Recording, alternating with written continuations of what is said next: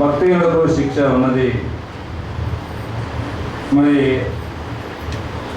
ఆయనను వ్యతిరేకించిన వారికి, అక్రమం చేయవారికి, పాపం చేసే వారికి శిక్ష ఉన్నది అని గుర్తించారు. ఎవరైనా కానీ వారు సరే, ఎవరంతా అయినా సరే వారి మీద శిక్ష ఉన్నది. ఈ శిక్ష అనేది మరి మామూలుగా జైలు శిక్ష కాదు, అలాగే 2 దెబ్బలు కొట్టి విడిచిపెట్టే కాదు, కానీ ఆ శిక్ష అనేది మరణము, దాని లేక రెండవ మరణం అని అంటున్నారు. రెండవ మరణం అనగా అది అగ్నిగుండంతో మండే గుండమని, అందులో పడిపోయిన వారు బయటికి రాలేరని, ఆ శిక్షను వారు తప్పించుకోలేరని, ఎన్ని ప్రయత్నాలు చేసినా వారు తప్పించుకోలేరని, ఆ శిక్ష అలాగే నిలిచినదనే మాట మనం చూస్తున్నాం. మరి ప్రియులారా, ఈ సమయంలో మీరు ఎవరైనా కానీ ఇంకా పాపంలో, అపరాధంలో, అక్రమంలో భక్తిహీనుడిగా జీవిస్తున్నట్టయితే మీ మీద శిక్ష ఉన్నది. మా తినేవారు ఇంటి దగ్గర తినేస్తే బాగుంటుంది, ఇక్కడ నవ్వడం తినడం బాగుండదు. కనుక మరి ఈ శిక్ష ఉన్నది అని గుర్తించాలి. అయితే దేవుడు మానవాళ్ళని శిక్షించడానికి రాలేదు. ప్రభుని గురించి మాట్లాడుతున్నప్పుడు నేను పాపని రక్షించడానికి వచ్చాను కానీ శిక్షించడానికి రాలేదని మాట చెప్తున్నాడు. పాపలను రక్షించడానికి క్రీస్తు యేసు లోకమునకు వచ్చాను అనే మాట నమ్మదగినది, పూర్ణాంగీకరణకు యోగ్యమైనది అని మాట్లాడుతున్నాను. ఎవరు కూడా ఒక్క పాపి నశించి నరకానికి వెళ్ళడం దేవునికి ఇష్టం లేదు. అందరూ అంతటా మారుమనసు పొందాలని, ప్రభును విశ్వసించాలని, ప్రభు ద్వారా శిక్షను తప్పించుకోవాలని చెప్పి ప్రభు యొక్క ఆశ, ప్రభు యొక్క నిర్ణయము ఏర్పాటై ఉన్నది. ఆనాడు ప్రజలు ఇశ్రాయేలు ప్రజలు చేసిన దోషాన్ని బట్టి వారి మీద శిక్ష ఉండగా అనమాట. శిక్ష ఉన్నప్పుడు మరి వాళ్ళు ఎలా ఉంటారు? శిక్ష అంటే సంతోషం ఉండదు, శిక్ష అంటే భయం ఉంటుంది, శిక్ష అంటే ధైర్యం ఉండదు, భయపడుతుంటాం. అలాంటి శిక్షణ గురించి మాట్లాడుతూ భక్తుడు ఇక్కడ ప్రవక్త మాట్లాడుతున్నా ఏంటంటే, ఆయన పరదేశంలో తాను మీకు విధించిన శిక్షను యెహోవా కొట్టివేసి ఉన్నాడు. యెహోవా శిక్షను విధించేవాడు, యెహోవా శిక్షను కొట్టివేసేవాడు అని గుర్తించాలి. పాత నిబంధన యెహోవా, మనం కొత్త నిబంధనకు వచ్చినట్లయితే పత్రికల్లో కనబడింది మరి యేసు ప్రభు అని మాట చూస్తాము. ఆ శిక్ష మనందరి మీద ఉండగా, అందరూ ఆ శిక్షకు గురి ఉండగా, అందరూ ఆ శిక్షకు పాత్రమై ఉండగా, యేసు ప్రభు యొక్క ప్రత్యక్ష ద్వారా, యేసు ప్రభు చేసిన పుణ్య బలియాగం ద్వారా ఆ శిక్షను ఆయన కొట్టివేసినాడు. ఆ శిక్ష ఎవరు భరించారు?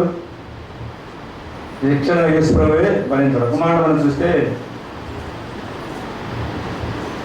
రోమాపత్రిక 8వ అధ్యాయంలో 3-4 వచనాలు కలిసి ఉన్నాయి. ఆ వచనంలో ప్రభు లేక యెహోవా దేవుడు యేసు ప్రభు మీద ఆ శిక్ష మోపాడు అనే మాట కనిపిస్తుంది, శిక్ష విధించడం అనే మాట కనిపిస్తుంది. రోమాపత్రిక 8వ అధ్యాయము 3-4 వచనం మధ్య భాగంలో చదువుతున్నాను. పాప పరిహారము నిమిత్తము 4వ లైన్.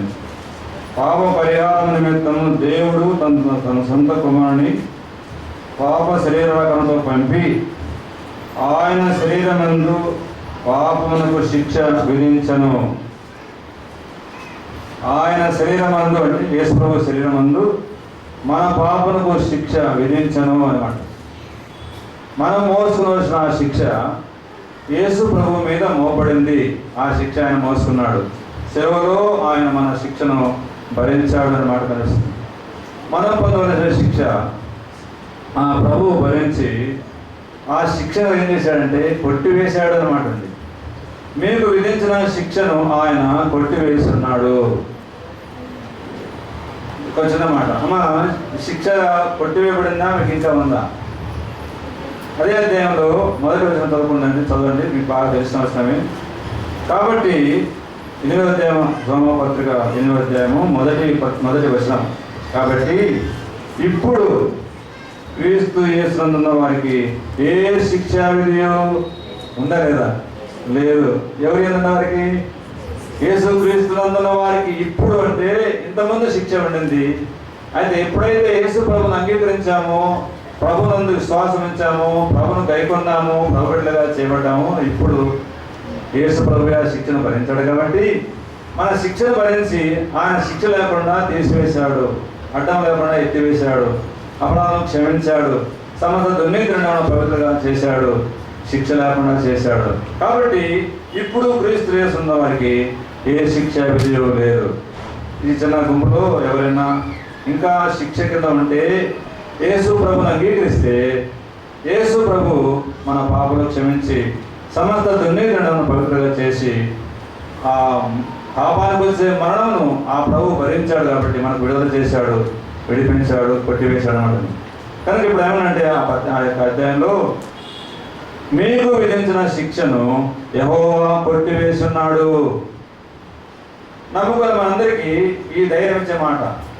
ఆ ప్రభువే మన శిక్షను భరించి మనకు విడుదల చేశాడు, విడిపించాడు, శిక్ష లేకుండా చేశాడు. ఆ శిక్ష ప్రభువే భరించాడు. ఇప్పుడు శిక్ష ఉందా? అందుకనే ఇప్పుడు క్రీస్తు యేసు ఉన్న వారికి ఏ శిక్షా విధి లేదు. ఉందమ్మా శిక్ష? ఇంకా ఉందనుకుంటాను అమ్మాలన్నా. కాబట్టి అప్పుడు ఏమన్నంటే కాబట్టి అనమాట ఆయన శిక్ష లేకుండా చేశాడు, ఎత్తివేశాడు అన్నమాట. 13 అన్నమాట. తాను శిక్ష విధించిన శిక్షను యెహోవా కొట్టివేసి ఉన్నాడు అని చెప్పి 14 వస్తే 14 సియోను నివాసులారా ఉత్సహించుడి, ఉత్సాహం చేయుడి, ఇశ్రాయేలులారా జయధ్వని చేయుడి, యెరూషలేము నివాసులారా పూర్ణ హృదయంతో సంతోషించి గంతులు వేడి. సియోను నివాసులారా, యెరూషలేము నివాసులారా, ఇశ్రాయేలు ప్రజలారా మీరు ఉత్సహించి సంతోషించండి, గంతులు వేయండి, జయధ్వని చేయుడి అన్నాడు. ఎందుకంటే శిక్ష తప్పిపోయింది. ఎప్పుడైనా కానీ మనం మీలో నేను కానీ మీరు కానీ ఎప్పుడైనా ఆ ప్రభువు శిక్ష తోసివేశాడు, తీసివేశాడు, కొట్టివేశాడు, విడిపించాడు, నరకం నుండి విడిపించాడు, నరక శిక్ష లేకుండా చేశాడు, నాకు విడుదల చేశాడు, ఆ రెండవ నరకం లేకుండా చేశాడు అని ఎప్పుడైనా సంతోషించారా? ఇక్కడ అన్నవాడు సంతోషించండి, గంతులు వేయండి, జయధ్వని చేయండి అని మాట అన్నాడు. ప్రియులారా, భక్తుడు దావీదు జీవితం అనేది చూస్తే చాలా పర్యాలు టైం లేదు.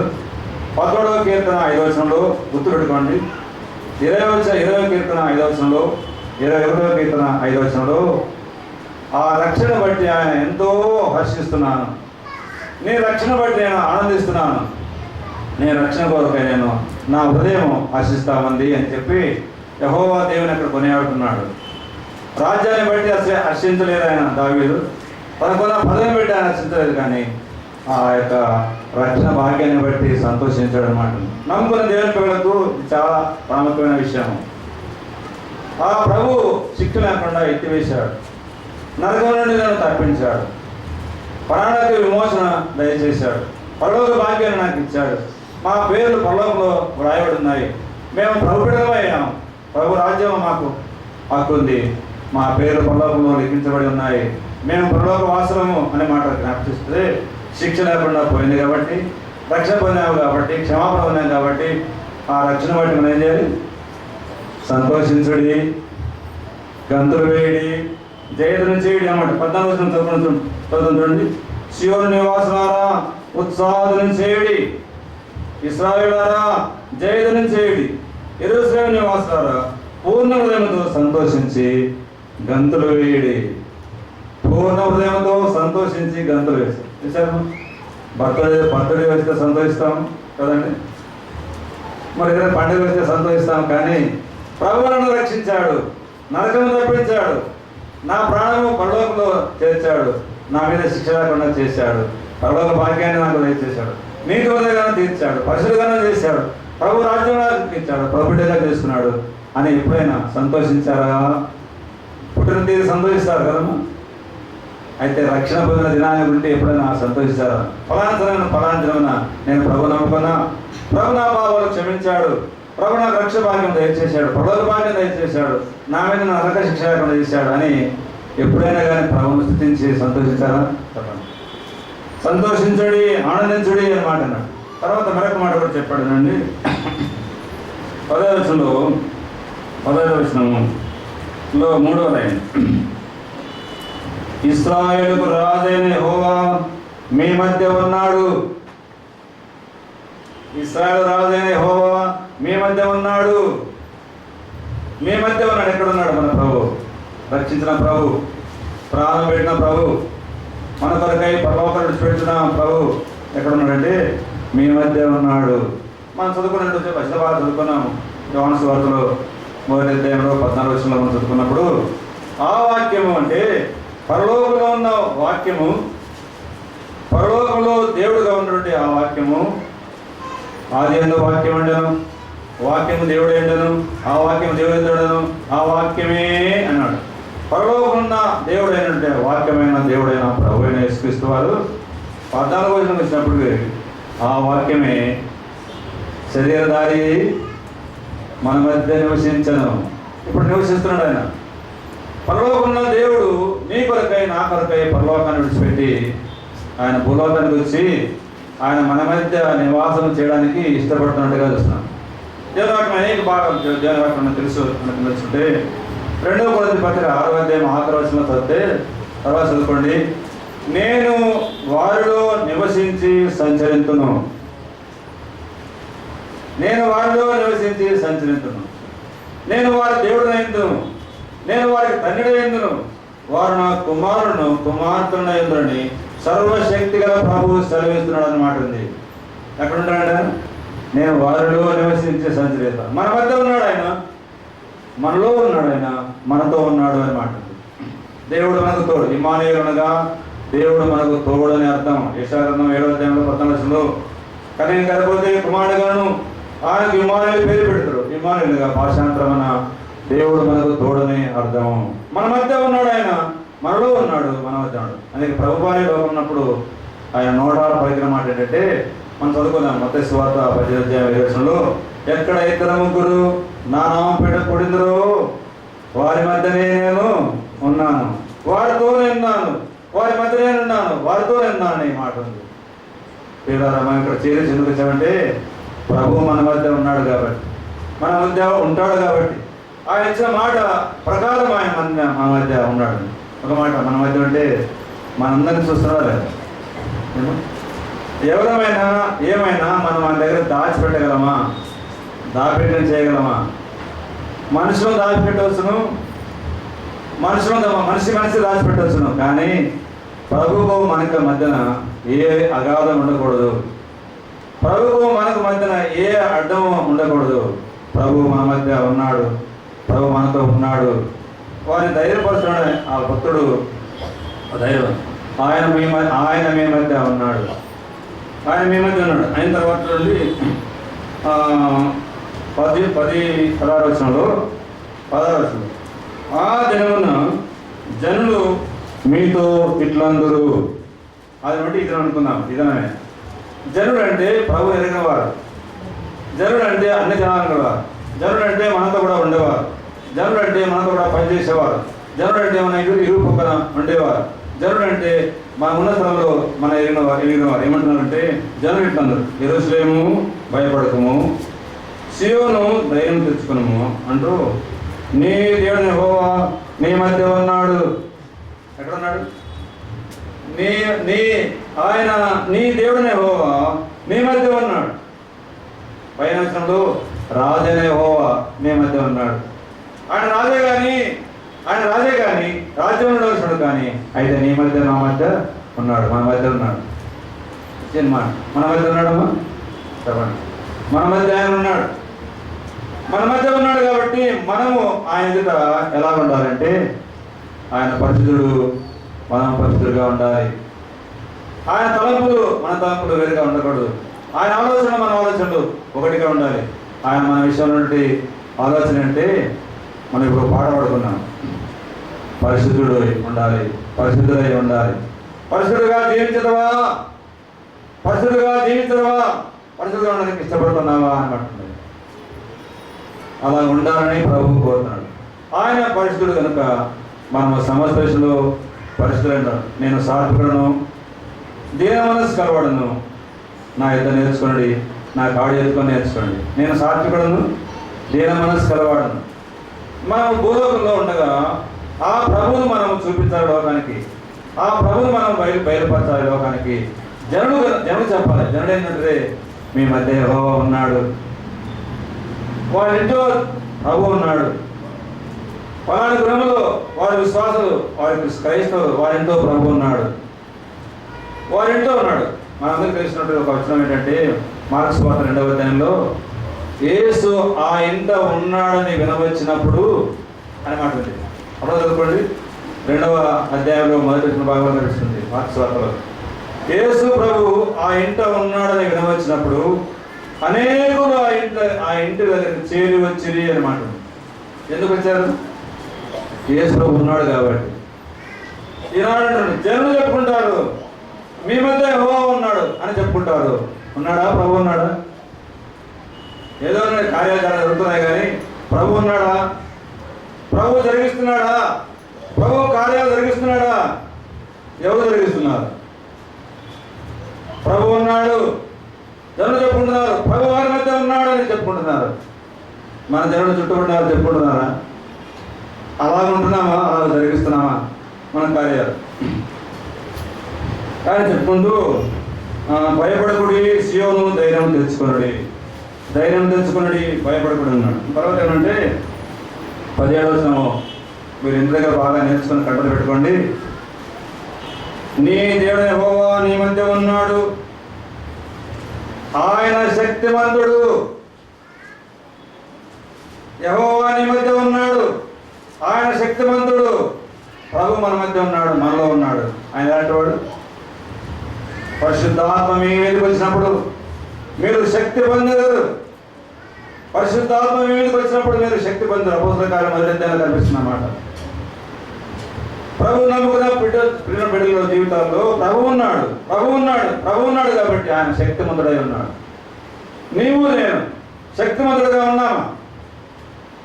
శక్తిగతుడుగా ప్రభు యొక్క శక్తిని కనపరచాలని అంటున్నామా అని ప్రశ్న వేసుకుంటే అనేక విషయాలు తప్పుతున్నాం, అనేక విషయాల్లో దూరం అయిపోతున్నాం, అనేక విషయాల్లో ప్రభు చిత్తానికి లోను కాకుండా మనం చేస్తున్నాం.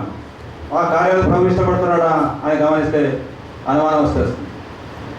ప్రభుల ప్రియులారా, ఆయన శక్తివంతుడై ఉన్నాడు. ఆయన శక్తుల కార్యాలు, ఆయన శక్తివంతుడుగా ఉన్న ఆయన కార్యాలు శక్తివంతంగా చేస్తున్నామా? బలవంతులుగా ఉంటున్నామా? చాలా పర్యాలు దేవుని ఆత్మలో చాలా మాటలు ఉన్నాయి. ఆయన ఎంత శక్తివంతుడు అంటే అడుగువాడి కంటే, ఊహించువాడి కంటే మరి ఎక్కువ చేయ శక్తి గల ప్రభు అని ఋషిపత్రిక 3వ అధ్యాయం మనం చూస్తున్నాం. అడుగువాడి కంటే, ఊహించువాడి కంటే మన ప్రభు ఎక్కువగా చేసే ప్రభు అన్నాడు. అడుగుతున్నావా? ప్రార్థన జరుగుతున్నాయి, వస్తున్నావా? ప్రార్థన జరుగుతుంటే ఎక్కడ నుండి ఉంటున్నావు, ఎక్కడ నిలుస్తున్నావు, ఎక్కడ కూర్చుంటున్నావు? సంఘ ప్రార్థన ఎంత ప్రాముఖ్యమో, సంఘ ప్రార్థన ఎంత శక్తి ఉన్నదో ఎరిగినావా? ఆ శక్తిని నీవు పొందలేకపోతున్నావంటే దూరం అయిపోతున్నావు. ఆయన శక్తి వాడుగా ఉండాలండి. ఆయన శక్తిమంతుడై ఉన్నాడు. పౌలు మాట్లాడుతూ తిమోతి పత్రికలో 2వ అధ్యాయంలో నా కుమారుడా, ఆ ప్రభు అయిన యేసుక్రీస్తు శక్తి చేత బలవంతుడో కాము, నీవు బలవంతుడో కాము, ఆ ప్రభువులో ఉన్న శక్తిని బట్టి నీవు బలవంతుడో కాము అన్నమాట. ఫిలిప్పీ పత్రికలో మనం చూసినప్పుడు ఆయన ఆ మాట మంచి మాట కనిపిస్తుంది. ఫిలిప్పీ పత్రిక 3వ అధ్యాయంలో, ఫిలిప్పీలకు రాసిన పత్రిక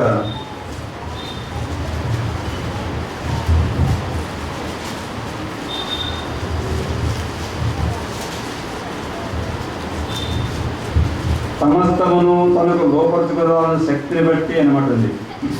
ఫిలిప్పీలకు రాసిన పత్రిక 3వ అధ్యాయము 21వ వచనంలో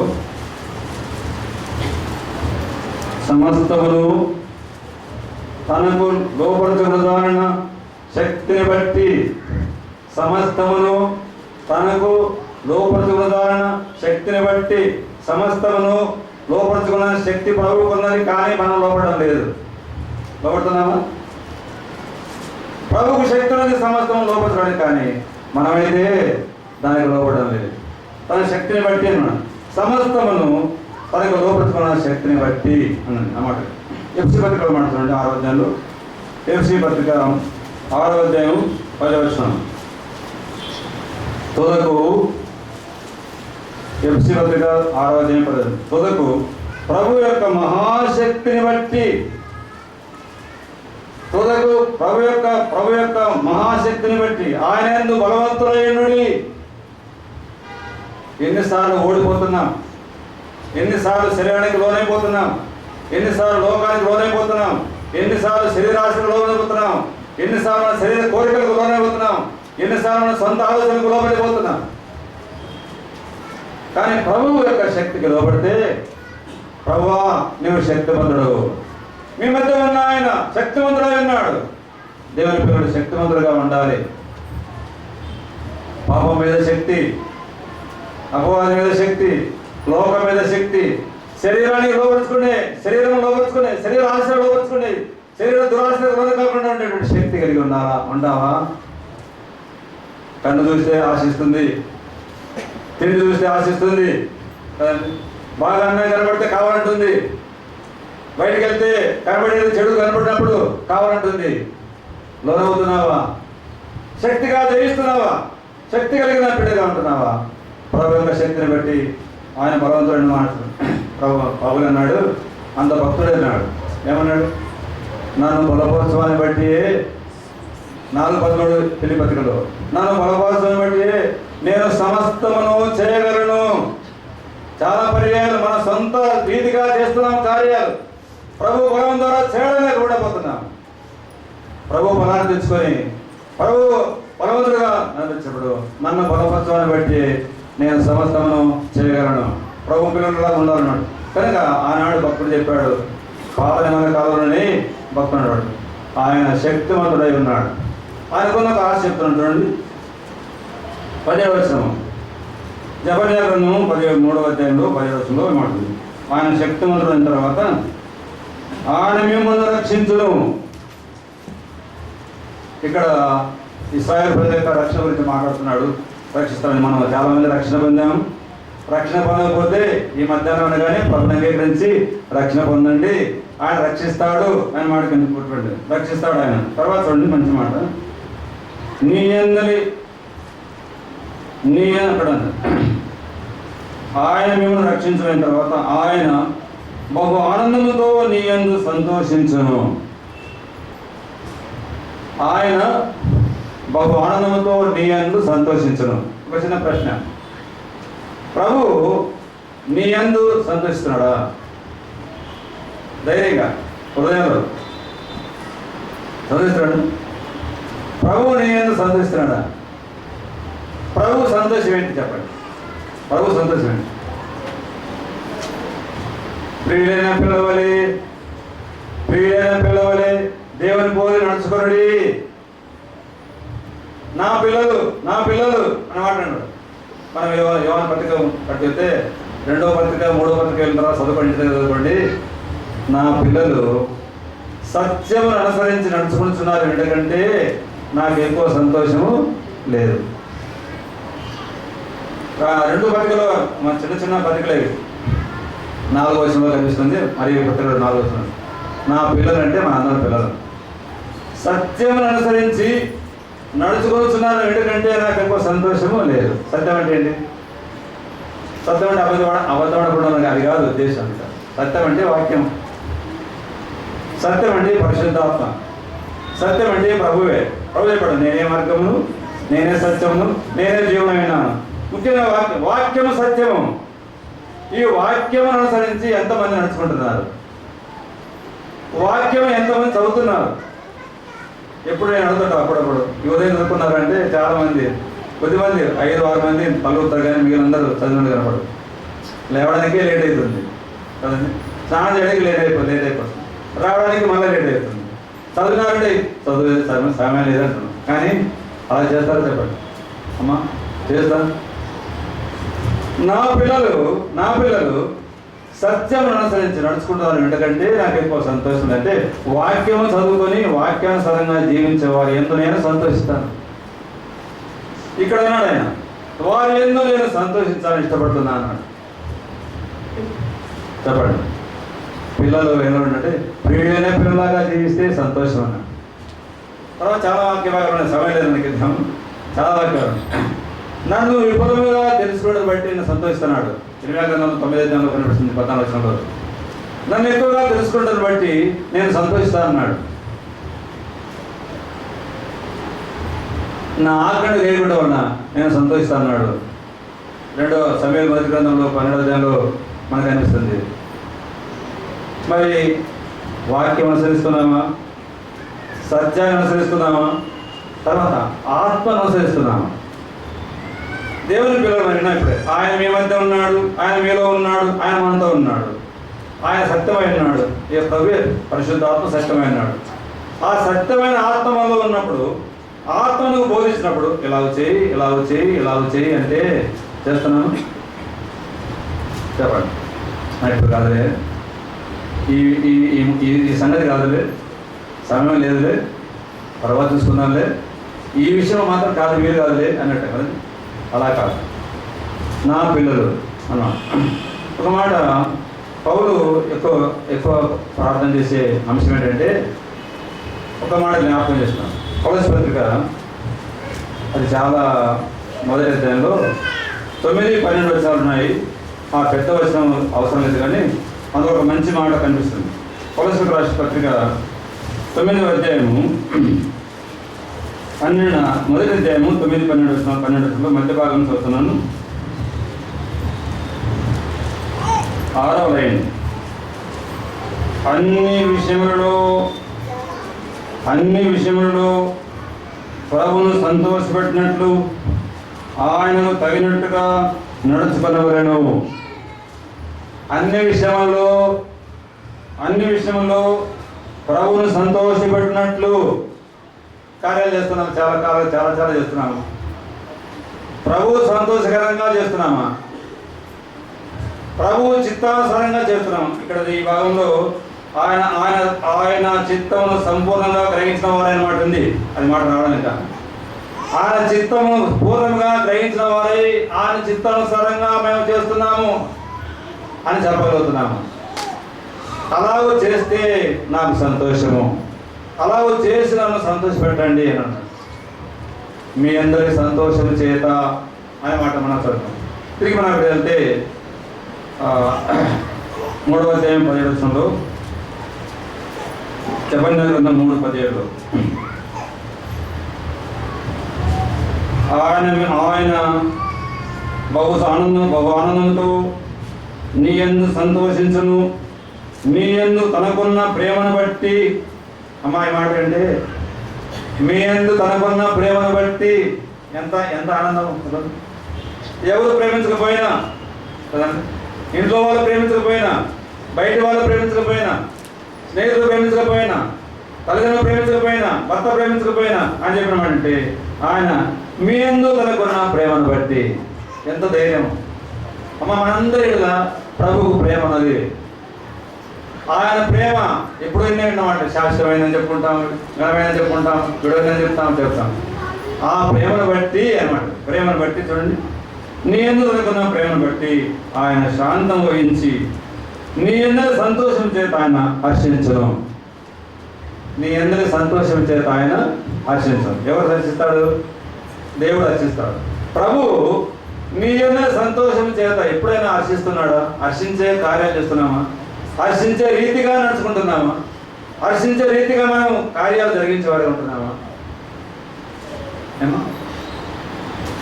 సత్యం అనుసరించి నడుచుకుంటా, ఆయన విషయం ఆయన సంతోషపెట్టినట్టు నడుచుకుంటా, ప్రియుని పిలవలే నడుచుకుంటా.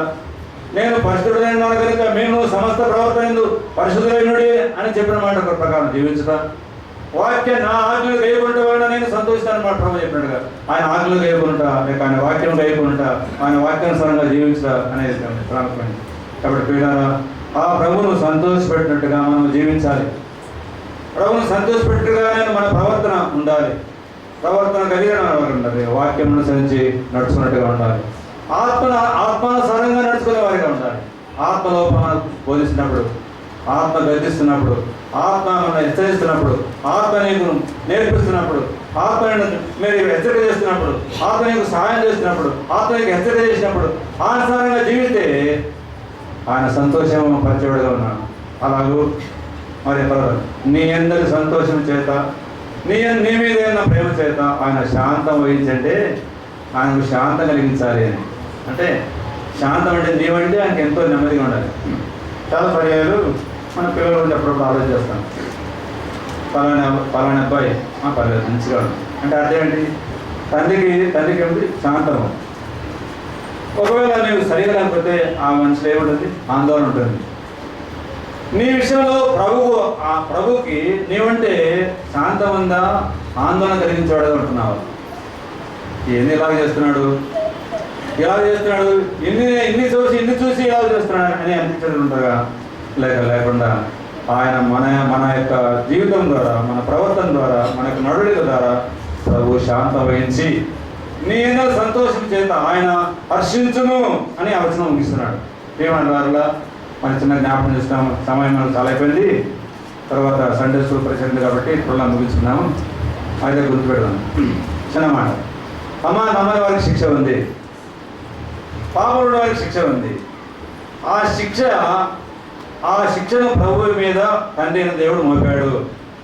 ఆ శిక్షను భరించాడు ఆయన. ఆ శిక్ష లేకుండా ఎత్తివేశాడు. ఎవరైతే యేసు ప్రభువుని విశ్వాసం ఉంచారో వారికి ఏ శిక్ష అనేది లేదు. ప్రభువుని విశ్వాసం ఉంచండి, శిక్షను తప్పించుకోండి. శిక్షను కొట్టివేశాడు. శిక్షను కొట్టివేసిన ప్రభువు మన మధ్య ఉన్నాడు. ఎక్కడ ఉన్నాడు? ఆయన ఎక్కడ దూరంగా లేడు. ఇక్కడ రక్షించి పరలోకానికి వెళ్ళిపోయి మీరేంటి చూసుకోండి చెప్పాల. మన మధ్యనే ఉన్నాడు, అంటే మనతో ఉన్నాడు. మన దగ్గర ఉన్నాడు, మనతో ఉన్నాడు, మనకు సాయం చేసేవాడుగా ఉన్నాడు. ఆయన ఎలాంటి వాడు అన్నాడు? శక్తిమంతుడై ఉన్నాడు. ఓడిపోయేవాడు కాదు, తప్పేవాడు కాదు, తప్పు పని చేసేవాడు కాదు. ఎప్పుడు కూడా తప్పు పని చేయడానికి ఆయన అవకాశం ఇవ్వడు. శక్తిమంతుడై ఉన్నాడు. ఆయన నీ యందు సంతోషించాలని ఇష్టపడుతున్నాడు. నీ ద్వారా, నా ద్వారా సంతోషం పొందాలని ఇష్టపడతాడు. మనల్ని ప్రేమిస్తూ, మనల్ని సంతోషింపజేస్తూ, తర్వాత ఆయన మన ద్వారా శాంతి కలిగి ఉండాలని ఆలోచిస్తున్నాడు. ఆయన శాంతి కలిగించేవాడిగా మనం ఉండాలని కోరుతాం. ప్రభు ఈ మాట మన కొరకై దీవించుకోవాలి.